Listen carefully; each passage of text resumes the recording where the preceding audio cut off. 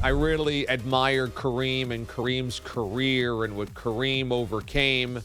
And for LeBron to step aside and say, let's have an ovation for Kareem, I thought was really quite diplomatic and a very cool moment, a very mature moment from LeBron, not needing to absorb all of the love and being able to understand that the legend deserves a lot of that love as well. So understanding where you came from in the league, and LeBron's always been really good about that. The history of the NBA, who came before him, he's always been really, really good about.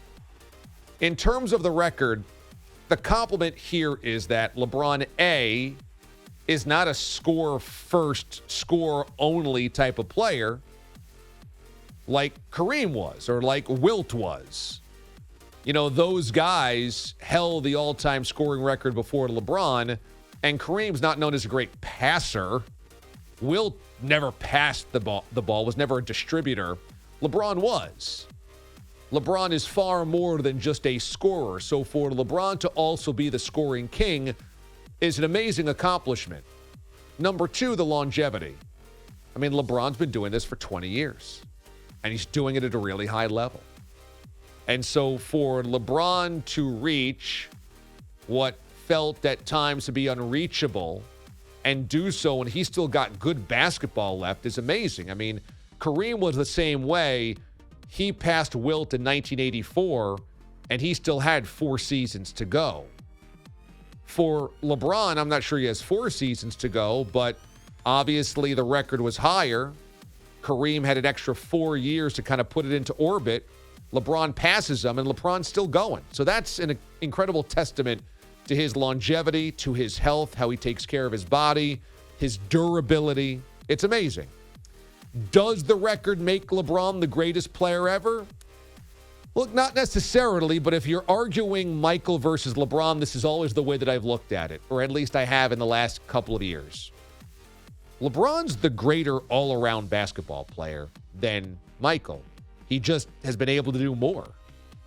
He's been able to be the all-time leading scorer while also being a facilitator and distributor, by being an incredible passing player, by never taking sabbaticals, by never having to retire to recharge, by doing it since he's been 18 years old, and winning championships with 3 different teams. Overall, LeBron, when it comes to rebounds, when it comes to assists, he blows Michael's numbers out of the water. So I believe he's the greater all-around player, but Michael's the greater competitor. That when Michael was on the floor, he was so devastating, he was so cutthroat, he was so driven, he was so immaculate in many ways. His finals record of 6-0 obviously is not anything that LeBron's going to chase down. So, you know, in terms of competitor, you're not going to top what Michael was. But this is really not about, I think, today, who's the greatest player of all time. It's about what this record signifies. And like I said, it's about LeBron's longevity. It's about the fact that he's so multifaceted as a player that he's going to end up kind of holding all of these amazing records and being the all-time leading scorer. But also that LeBron, to me, is an amazing American story and maybe global story, because so much was expected of him at such a young age, and he delivered more.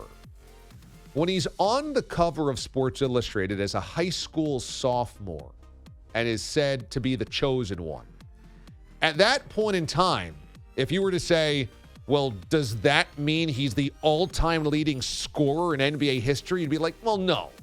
The chosen one doesn't mean like he has to be the greatest player of all time. It just means like he's the next great NBA player. Would it mean like, well, he's going to go to the NBA Finals 10 straight years? You'd be like, well, no, okay, maybe not that. Would it be like, yeah, he's going to play until the 2020s? You'd be like, well, that seems unlikely. But he's done all of it. He's done all of it.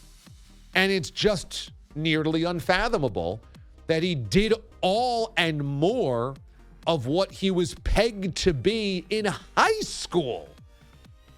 And LeBron has not been perfect off the floor in terms of, he's said some things, put his foot in his mouth, got in the middle of some controversies, what have you. But in terms of behavior, he's never been in trouble with the law. He's never been a guy that you had to worry about where is he at night, who's he hanging out with.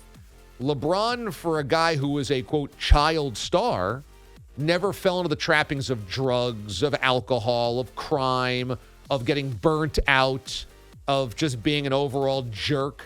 I mean, you see all of these these child actors that get fame and fortune and expectation by the time they're 10, 12, 14, 16, 18, and they all turn out poorly, maybe outside of Jason Bateman. Like every single one of them turns into a disaster, and LeBron could have been that. Look at how many AAU prodigies or high school phenoms or five-star recruits just totally flame out.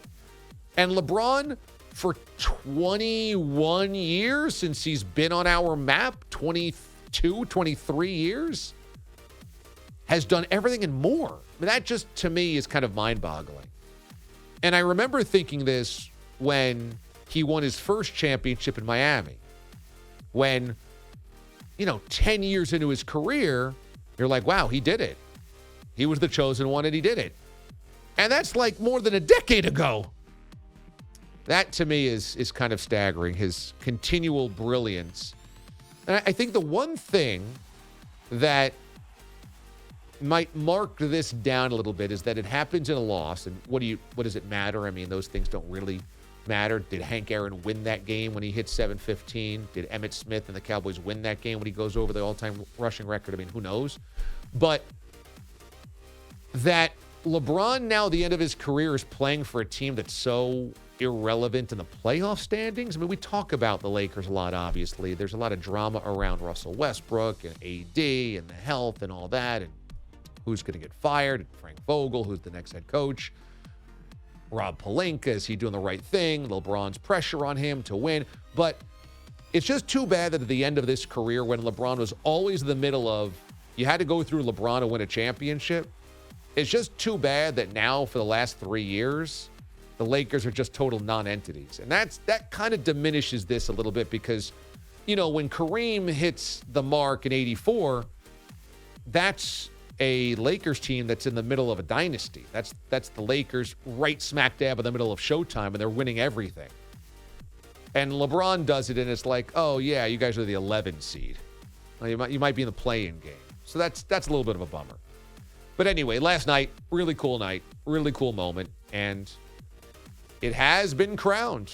The new scoring champ is LeBron James.